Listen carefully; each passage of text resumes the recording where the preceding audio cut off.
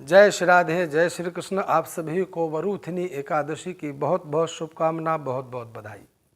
वरूथिनी एकादशी वैशाख कृष्ण पक्ष की एकादशी का नाम वरूथिनी एकादशी है।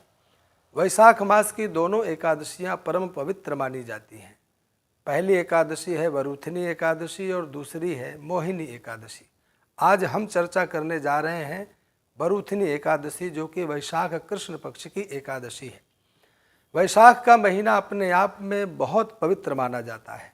यह महीना भगवान श्री हरि को भी अत्यंत प्रिय है। जिस प्रकार से माघ और कार्तिक महीने में ब्रह्म मुहूर्त में स्नान करने के अनेक पुण्य प्राप्त होते हैं, वैसे ही वैशाख के महीने में भी ब्रह्म मुहूर्त में स्नान कर भगवान श्री हरि की उपासना, भगवान श्री हरि का पूजन अर्चन करने से विशेष पुण्यों की प्राप्ति हुआ करती है।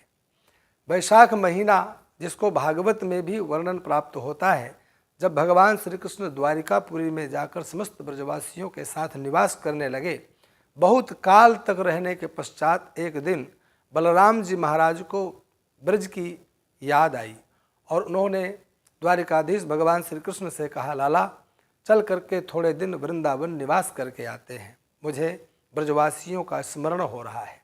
भगवान द्वारिकाधीश कहते हैं, मेरे जाने में अभी समय उचित नहीं लग रहा है, अर्थात आप ही जा कर के ब्रज में होकर आएँ, सभी का हाल चाल ले करके आएँ। तब उस समय बलराम जी महाराज वृंदावन में आकर 2 महीना निवास करते हैं। श्रीमद् भागवत के 10वें स्कंध में वर्णन है, मधु माधव मास का वर्णन आता है। मधु माने चैत्र और माधव मास माने वैशाख का महीना। ये 2 महीना हमारे बलराम जी महाराज ब्रजवासियों के बीच में द्वारिका से आकर के निवास किए थे। यानी कि यह माधव मास माना जाता है, भगवान श्री कृष्ण का महीना है, भगवान श्री हरि का यह महीना माना जाता है। इसलिए इसमें नित्य भगवान श्री हरि की उपासना, पूजा अर्चन और ब्रह्म मुहूर्त में स्नान, यह अनेक पुण्यों को प्रदान करने वाला होता है। और फिर इस महीने में पड़ने वाली दोनों एकादशियाँ आएँ, उनका व्रत, उपासना और भगवान श्री हरि का पूजन किया जाए तो कहने ही क्या। इसलिए वरूथिनी एकादशी का व्रत सभी को करना चाहिए।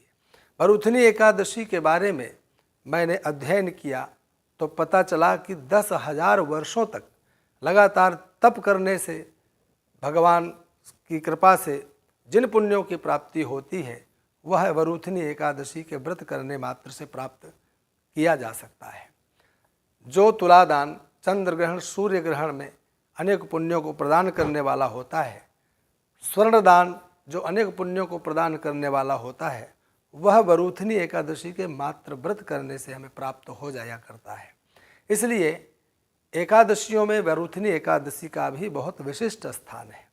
वरूथिनी शब्द का अर्थ होता है संरक्षण करना, सुरक्षित करना।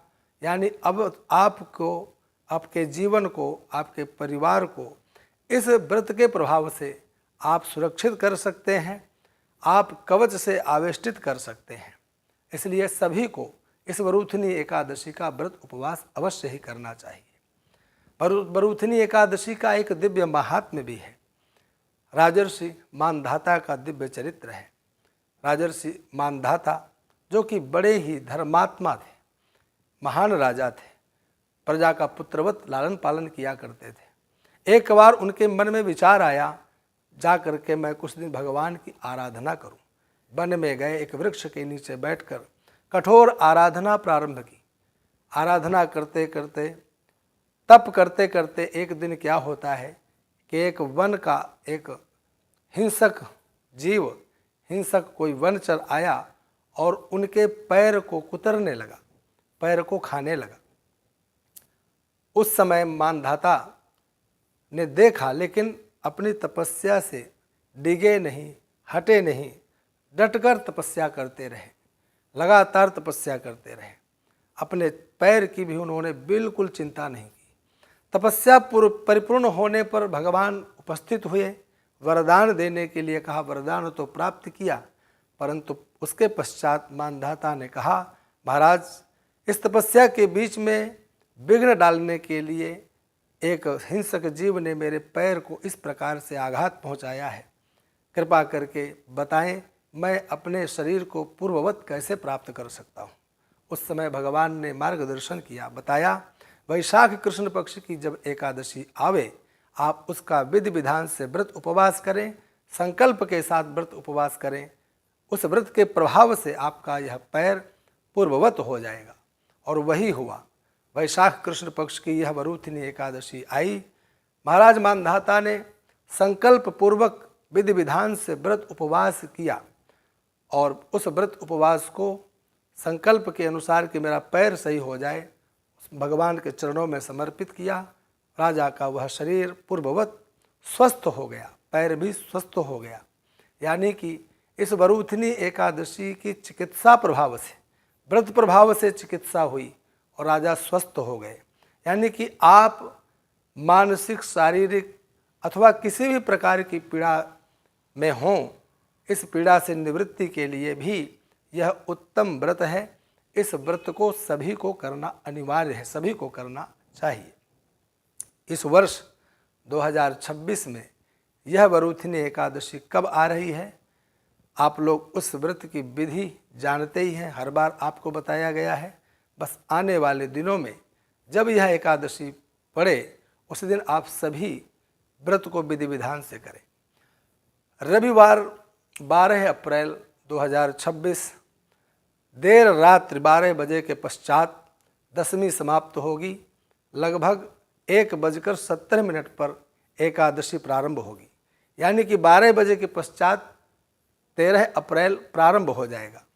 इसलिए मैंने कहा देर रात 12 अप्रैल को रविवार को रात 1:17 से यह एकादशी तिथि प्रारंभ होगी, जो कि 13 अप्रैल सोमवार को रात्रि 1:09 तक चलेगी। यानी कि 13 अप्रैल सोमवार को सुबह से लेकर के रात्रि 1 बजे तक, 12 बजे के पश्चात 1:09 तक हमें एकादशी तिथि प्राप्त हो रही है। यानी कि सोमवार 13 अप्रैल को ही सभी को वरूथिनी एकादशी अर्थात वैशाख कृष्ण पक्ष की एकादशी का व्रत रखना है। और अगले दिन सूर्योदय काल में, सूर्योदय वेला में, सूर्योदय से पहले ब्रह्म मुहूर्त में उठें, स्नान करें। स्नान करने के पश्चात भगवान श्रीहरि का विधि विधान से पूजन करें और पूजन करने के पश्चात भगवान का अर्चन करें, तुलसी पत्र चढ़ावें, हवन करें, ब्राह्मण को भोजन जिमावें, गौ माता को भोजन जिमावें। उसके पश्चात स्वयं भगवान का चरणोदक अथवा चावल इत्यादि से बने पदार्थों को ग्रहण करें।